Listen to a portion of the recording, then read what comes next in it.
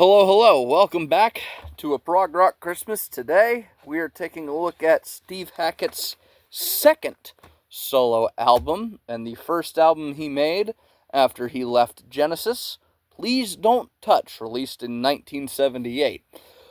Highly recommend it. I really do.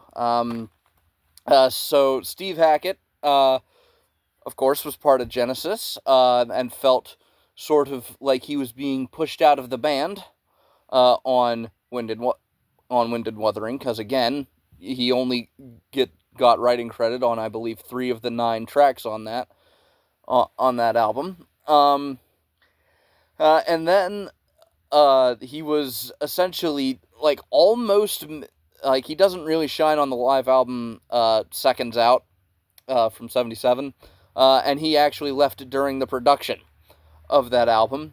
So, 1978, this was really his chance to shine, sort of stretch his legs after leaving Genesis after 6 years. Yeah, 6 years, almost 7. And the album begins off. The album kicks off with Narnia, which is a very Genesis opening. It's got like a similar energy to I Know What I Like. It doesn't sound like it, but it's like the same sort of feeling I get from it. It's a nice, it's a nice toe tapper. It's a good jam, and it's a fantastic opener. I really did enjoy it. I believe the vocalist on this is a fellow called Steve Walsh. No idea what he did. Should probably do better research before I do these. But I need to do better editing. I need to figure out how to do editing before I start doing that. And then that's followed up with Carry On Up to the Vicarage. It's very, very Christmassy. It's almost as if The Knife was a Christmas song. It's got, this very heavy organ. It totally could have been on Wind and Wuthering. It 100% could have been on Wind and Wuthering. It almost would have added to the, to the semi-Christmassy feeling that album has. This song, like, is just, straight up is just a Christmas song. It feels like it, like, definitely in the opening of it. Yeah, Racing in A. It's rife with classic Steve Hackett tropes. It's another excellent toe tapper. And then it almost feels like it could be on a Yes album at times. It really, really does. I don't know if that's the organ playing or like the almost 50-50 split between organ and guitar.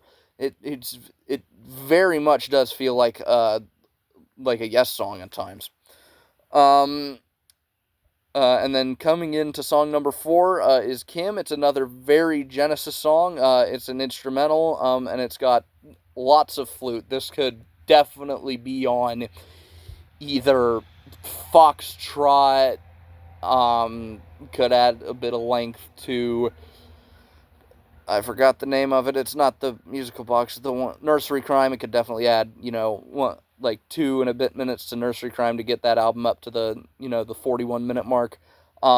Definitely feels like it could have been on Selling England by the Pound. Could have been on fucking Trick of the Tail. It really feels like it could have been on any Genesis album that Steve Hackett's on. It's fantastic.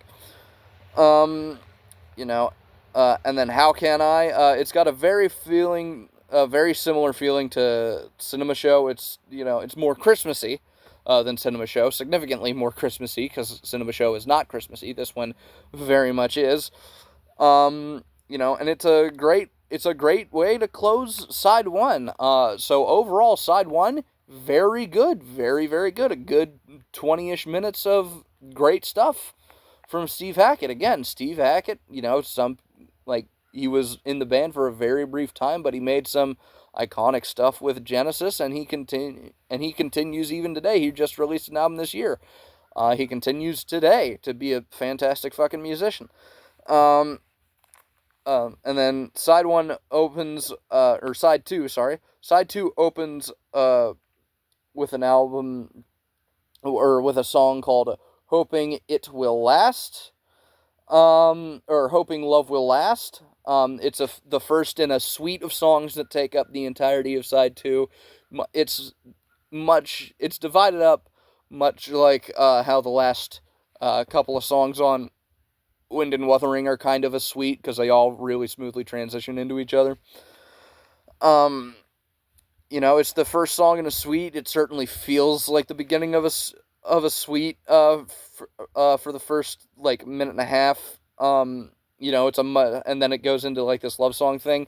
It's a much better love song than Your Own Special Way. And it's almost a precursor to like the endless love ballads of the 80s.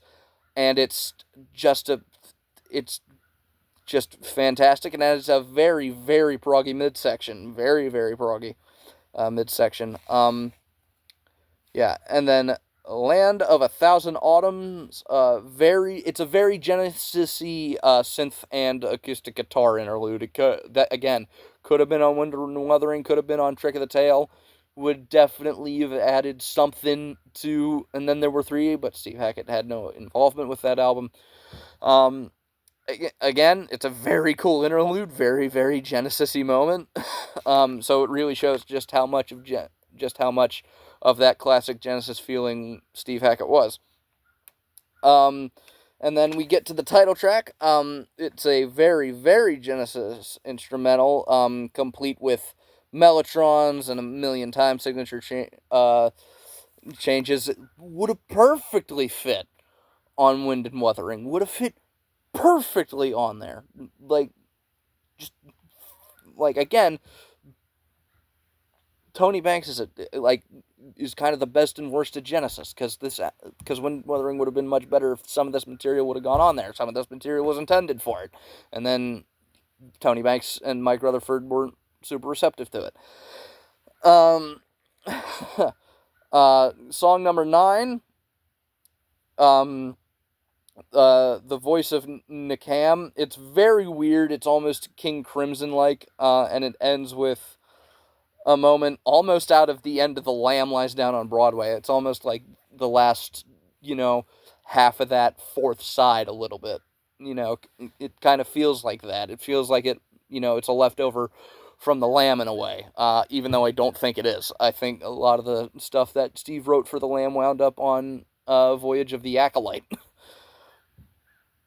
And then song number 10, the closer to this album, Icarus Ascending. It's very, very Genesis, and it has a very similar feeling to Afterglow. It's almost like if Afterglow wasn't 50% Have Yourself a Merry Little Christmas. And again, it's a fantastic way for the album to conclude.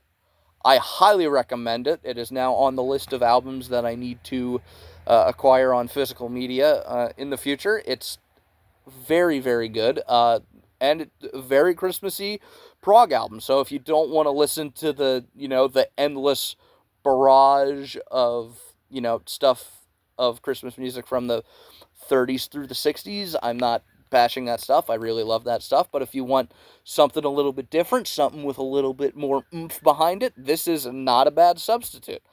Again, highly recommended. Definitely give it a listen. It's it's like 40 minutes long. It doesn't feel it. It doesn't feel super long.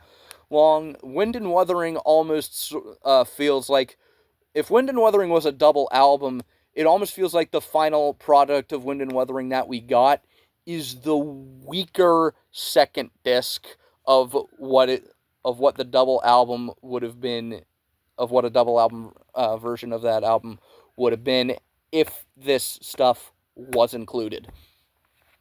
But yeah, fantastic album. Highly recommend it. If you have enjoyed this video, please leave a like on it.